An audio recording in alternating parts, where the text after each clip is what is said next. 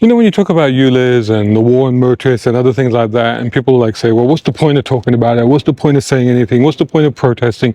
What's the point of doing anything? Because ultimately, there's nothing you can do about it. It's already been decided, and we just have to accept it, and etc., etc.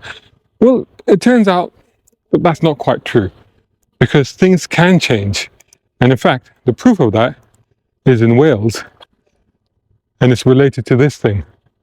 I'll explain right after this. The brown card guy.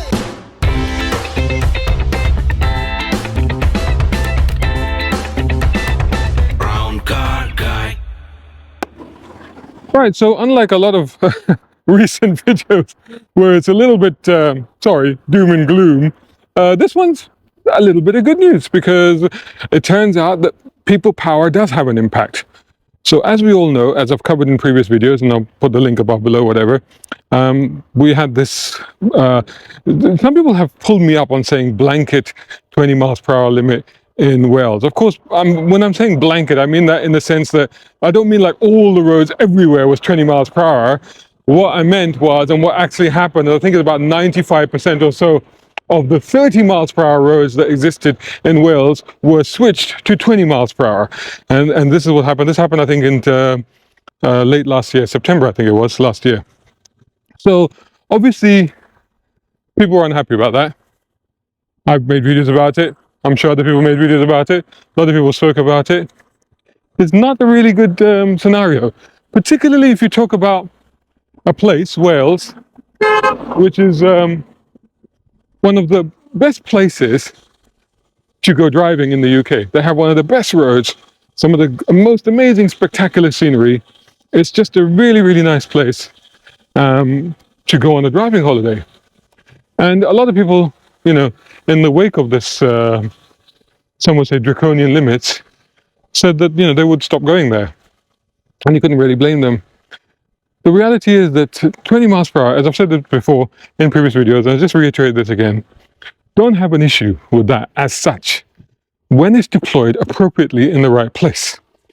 So for example, if you do it on high roads that are busy with shops, where you always end up doing 10 miles per hour anyway, it makes perfect sense. You do it outside a school, you do it outside a hospital or a healthcare place, makes perfect sense. But when you just do it everywhere, on ordinary roads, on roads, for example, the Finchley Road here, which is actually a dual carriageway with 3 lanes on each side, and it's been dropped to 20 miles per hour. Doesn't make any sense. So these kind of things are absurd. You're driving along at night in the middle of nowhere and you're driving at 20 miles per hour, not a soul in sight. Why are you doing that? So the good news is, like I said, people power can make a difference. And the news is that some roads in Wales will revert to 30 miles per hour following a backlash at the Welsh Government's £34 million default 20 miles per hour policy. A lot of people have raised concerns on a consistent basis, as Transport Secretary Ken skates. We put our hands up to say the guidance has to be corrected. Swansea Council leader Rob Stewart welcomed the change, but said the government must help foot the bill to swap the signage. Of course, like I said, £34 million to instigate this. Now, how much to unravel it? And of course, it's not going to happen everywhere. I think not all the roads are going to be switched back to 30 miles per hour. I think it's those roads where they don't really make sense, as I've said. But then, of course, the signage, when I talk about signage, the sign you just saw. And of course, you also have things like this, where you have a 20 miles per hour sign painted on the road. Of course, you have to go unpaint that or paint over it or whatever. So that sort of thing has to happen. And so they highlighted, Skates highlighted that the petition, and it was on the basis of a petition, and this is really what's brought this about. The petition to the Senate petition over about 500,000 signatures. About 500,000 signatures. What's the population of Wales? I'll put it on the screen. But when you put it in that context, that's a lot of people. So 500,000 people said they didn't want it. This is Skates. There's generally universal support for 20 miles per hour being targeted in areas where there are schools, built-up areas like housing estates, outside hospitals, and so forth. He told North Wales Live on Friday. But in many areas, routes that shouldn't have been included were. Gosh, finally, some common sense. He said the changes will enable individual councils to revert routes back to 30 miles per hour where appropriate, adding that this will allow for radical change if that is what people want.